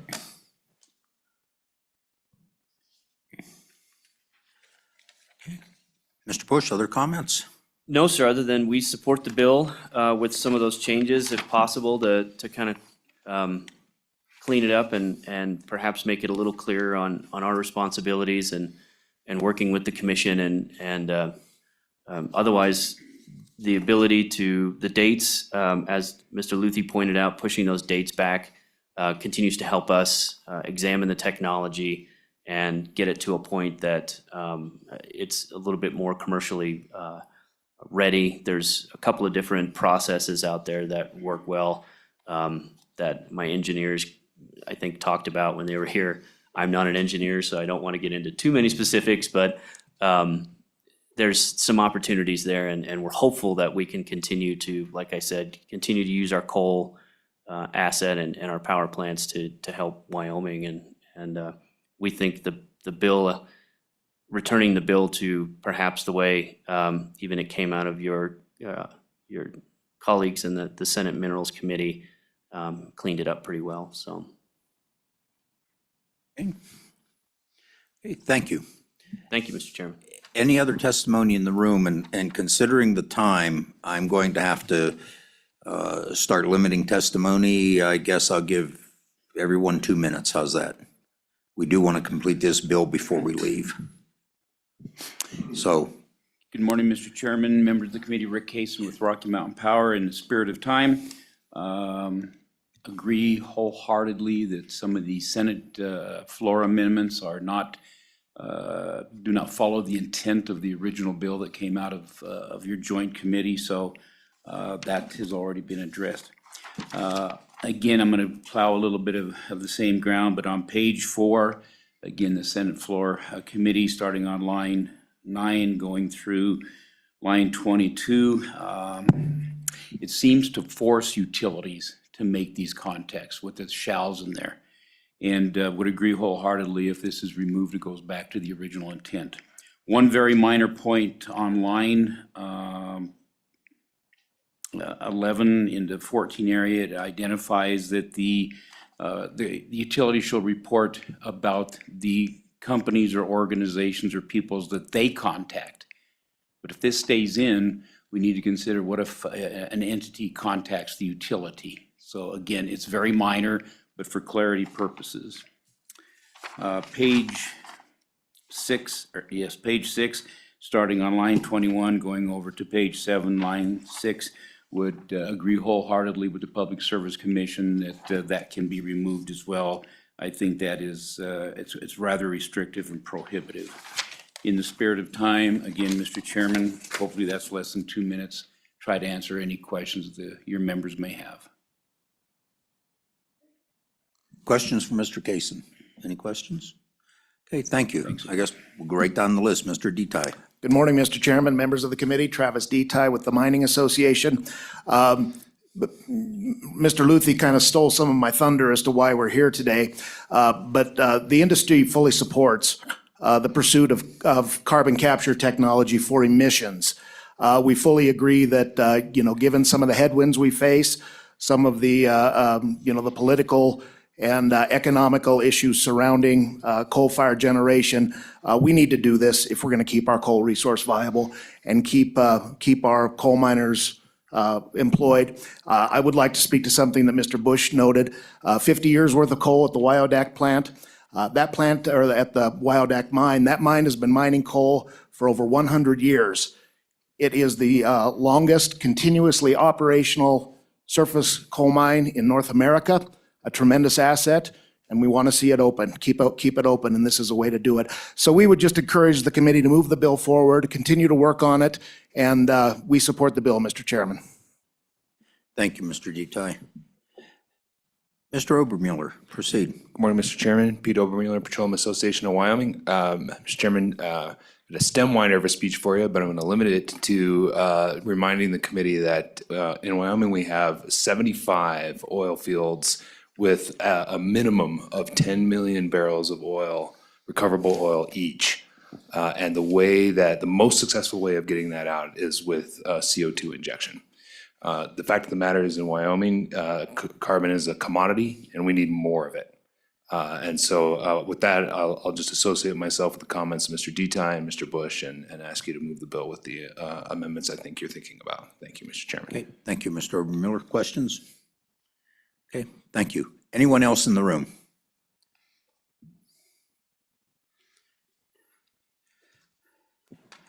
Please proceed. Members of the committee, my name's Claire Duder, and I'm with Powder River Basin Resource Council. My colleague Shannon Anderson is also online for any questions. We urge you to oppose Senate File 42 because we are extremely concerned about the impacts to ratepayers. How will the cost of construction and operation impact ratepayers, and also the costs prior to operation, such as analyses, engineering studies, pilot projects, and other testing and experimentation? It's likely that all of this will result in the lack of a viable project, and in the end, Wyomingites will have paid millions into something that is never put to use in useful life for customers in Wyoming. We recommend that you vote down this bill and rather just let House Bill 200 play out the way it is now. Utilities will be filing final plans next month, and depending on what they say, we can move forward. Perhaps after then, you can start fresh, look at the state of technology and federal incentives like the 45Q program. But for now, we just see this as a lost cause. And it's also important to note that Wyoming customers are the ones paying for this on their own. Other states are not helping out, not even coal-friendly states like Utah. And that's because it is a Wyoming-specific policy.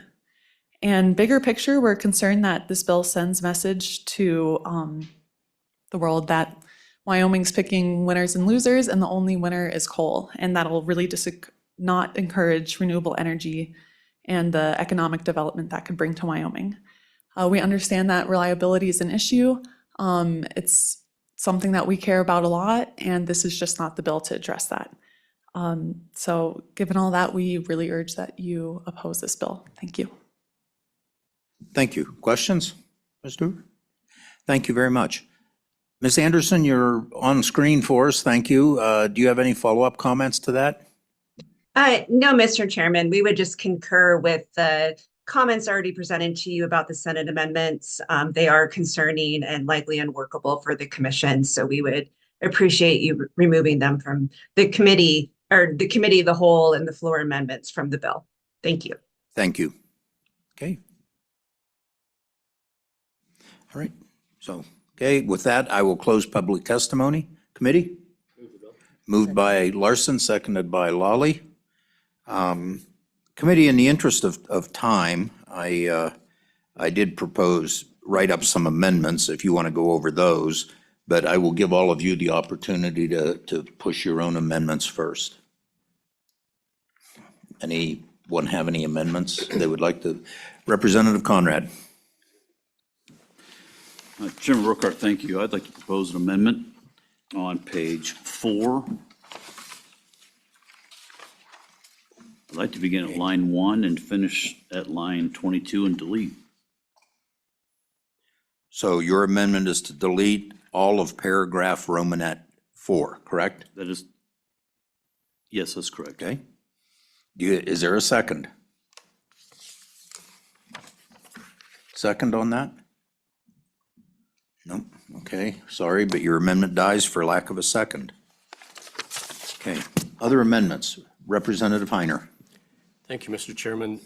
In the spirit of testimony that we received, I'd like to propose an amendment on line 14 on page 4, where it reads, utility has contacted. I would like to insert, or that have been contacted, or that have contacted the public utility. Okay, thank you. Everyone clear? Is there a second? Is there a second? Okay, Representative Western. So Representative Heiner, would you repeat all of that so we're sure we have it? So this is, so we'll read the public utility on line 14, page 4. The public utility has contacted, or that have contacted the public utility, and any information or estimates the customers are willing to make public. So that reciprocity, if they do have a potential customer that does contact them, as we heard in testimony, as written right now, they don't have to, they may not need to divulge that. Okay. All right. Any discussion on the amendment? Question being called. All in favor, say aye. Aye. Aye. All opposed, no. Okay, amendment is adopted. Okay, other amendments. Representative Larson. Thank you, Mr. Chairman. I'm not sure if this will conflict with other amendments in the future, but I'll propose it anyways. I move that we delete all Senate amendments from committee of the whole, second reading and third reading. Okay, so is there a second on deleting all Senate amendments? Second. Okay. Mr. Second. Chairman. So Representative Larson, discussion. Just to clarify, that is not deleting the standing committee amendment that they had passed. So that's just a clarification. Okay, so not all of the amendments, only the amendments done on the floor of the Senate. Do you know which ones those are?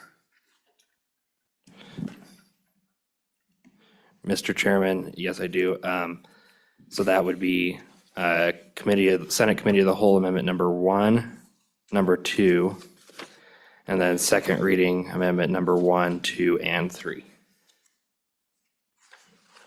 Okay. All right. Any other discussion on that? Does everyone understand what those amendments are? Chairman Throne, please. I think I could see the look on your face. I knew you would have a comment.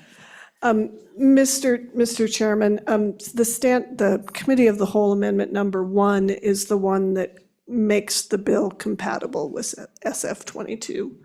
I just want to make sure that you're aware of that. Do you wish? Mr. Chairman, I'll correct my motion to exclude that as well. Okay. So you need to state this again so that staff gets what you're doing. So I would think the easiest way to do it would be to specify specifically by number as we do it, which of the amendments you wish to delete. Okay. Mr. Chairman, I move that we delete Senate Committee of the Whole Amendment number 2. Well, that's actually withdrawn, so this would be just second reading amendment number 1, 2, and 3.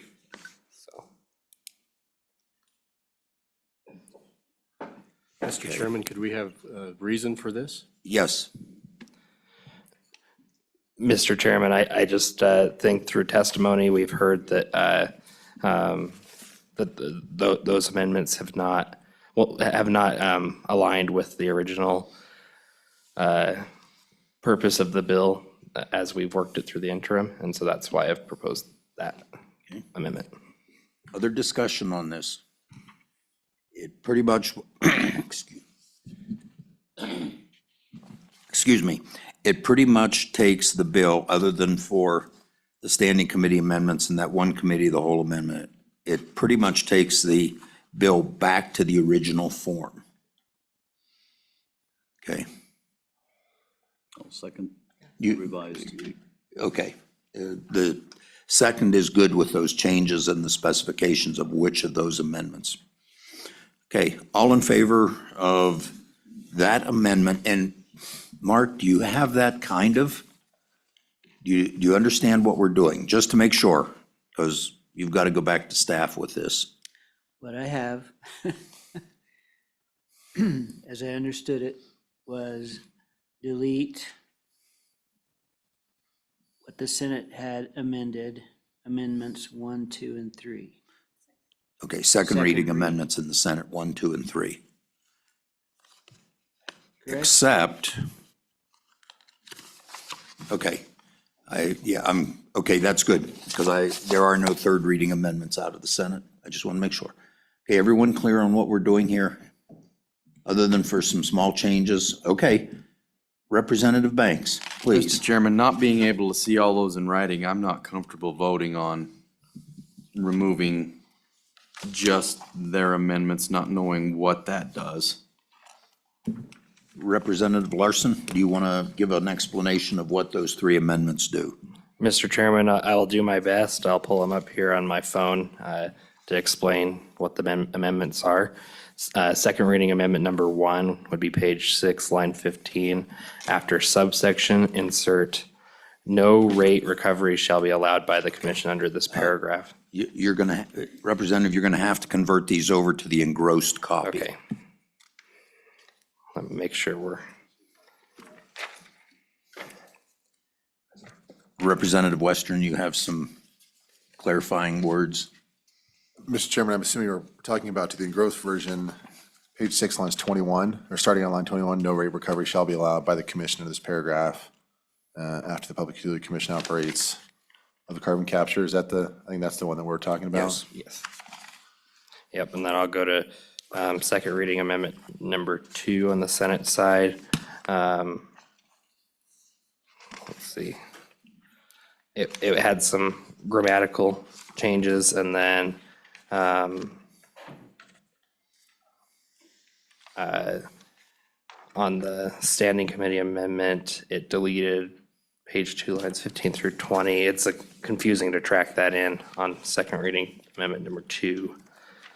Because it says delete entirely, including the standing committee. So on the original bill, it wanted to delete lines 15 through 20 on the original bill, page 2. And that includes the standing committee amendment also, remember that. So, let's see.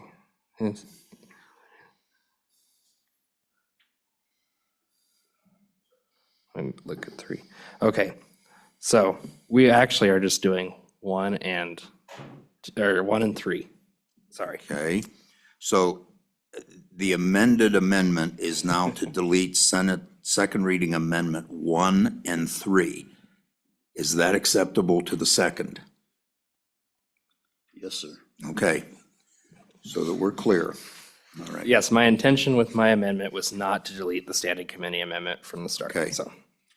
So we're looking at Senate Senate second, 1 and 3.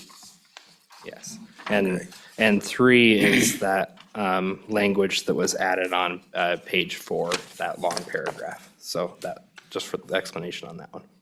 Okay. Any other discussion? And I want to make sure everyone is clear on what we're doing. Mr. Chairman? Yes, Representative Western. So in one of those amendments, if I understand correctly, is it is striking the amended language in the bottom of page 6, starting on line 21. Am I understanding that correctly? Representative Western, yes, I think you are correct. It would strike all the language starting on line 21 with the word no rate, the words no rate. So it would delete those. It would delete line 22, 23. And then on page 7, it would delete lines 1 through 6. Mr. Chairman, I'm gonna have to push back. I like that language in there. I haven't been particularly impressed with some of the actions that some of these utilities have taken. I think this makes it pretty clear that you can't just turn right around, pass this cost on to your customers until you satisfy every single condition set forth in the paragraph. So I think that this sets up the sideboards to ensure compliance. So I'm gonna have to vote no on this one. Okay. So Representative Larson, and if it's acceptable to the second, do you wish to amend your amendment again? I do not wish to amend, or Mr. Chairman, excuse me, I do not wish to amend my amendment. We've also heard that they continue to switch the language between carbon and carbon dioxide. I just don't think that this amendment was very clean when it was drafted, so I wish to include that. All right. Keep that included in the. Any other discussion? Question being called, and we're considering the amendment to delete Senate floor amendments, second reading amendments 1 and 3. Mark, do you have that? We've done enough maneuvering here. I just want to make sure. Okay. All in favor, say aye. Aye. All opposed, no. Okay. Show of hands on ayes. Okay, 4 noes. 5, no, wait, 1, 2, 3, 4, 5. Okay, that amendment is not adopted. Other amendments? Yes. Representative Conrad. Chairman Brookhart, thank you. I'll make another run at this on page 4. I think in fact, let me share with you the amendment that's proposed. Beginning on page 9, after subsection deleting in through line 19 and available. The justification and realization is specifically this: we're putting an undue burden on these power companies. Specifically, as we look at, they need to go out and contact people, take estimates, reviewing the break-even prices, price ranges of customers' estimating needs, et cetera, so forth and so on. I think it's incredibly arduous, and really it's not relevant nor needed in this case with the existing language we have that does, as we speak, have that fulfillment in there. But again, that's line 9 in the annual report through line 19, subsidies available. Okay, is there a second? Okay, seconded by Larson. So discussion on that one, you've ended it at line 19. The remainder of line 19 and through 22 stays, which I find very problematic. All right, let me amend my, Mr. Chairman, let me amend my beginning with line 9, begin with in the, through line 22, ending at customers. Okay, so again, would you restate that one, please? I'd be glad to, Mr. Chairman. On page 4, the motion or amendment is deleting in the annual report. Okay, you're on line 9. Line 9, all the way through line 22. Okay. Okay, that's acceptable to the second. Any discussion? Okay, question being called. All in favor, say aye. Aye. All opposed, no. Okay, so that amendment is adopted. All right, so any other amendments? Okay, so I have, and I wrote them out for you so that we would avoid what we just did. And so I'm on page 6. Let's start there. At the bottom of the page, and you have this in writing, but I will read it for everyone who doesn't have this and can't see it. Page 6, line 23, after the word utility, insert has been authorized by the commission to collect these costs through the utility's base rates or another recovery mechanism approved by the commission, and then strike the rest of 23 and all of the top of page 7 up to line 6. Second. Okay, seconded by Lolly. Discussion on that. Okay, what that does is it lets them recover their rates as approved by the commission. Whether it's through a rate or whatever. Okay. Other discussion? Question being called. All in favor of that amendment, please say aye. Aye. Opposed, no. Okay, that amendment is adopted.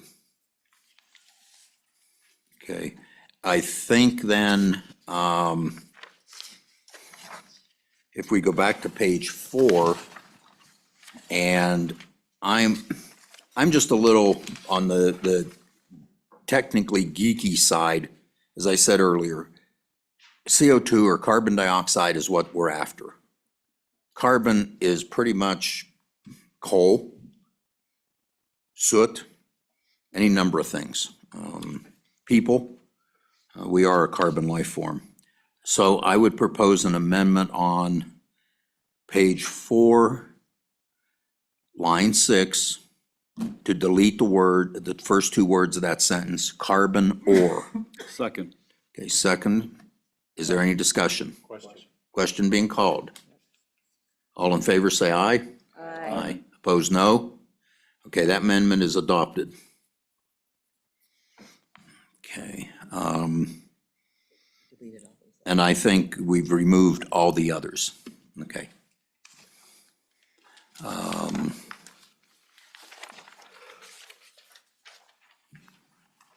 Let's see, I just want to make sure.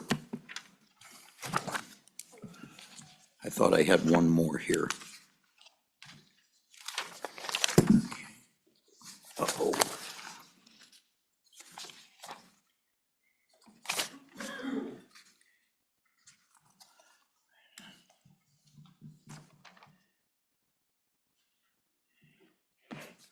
Okay, just give me one moment, please.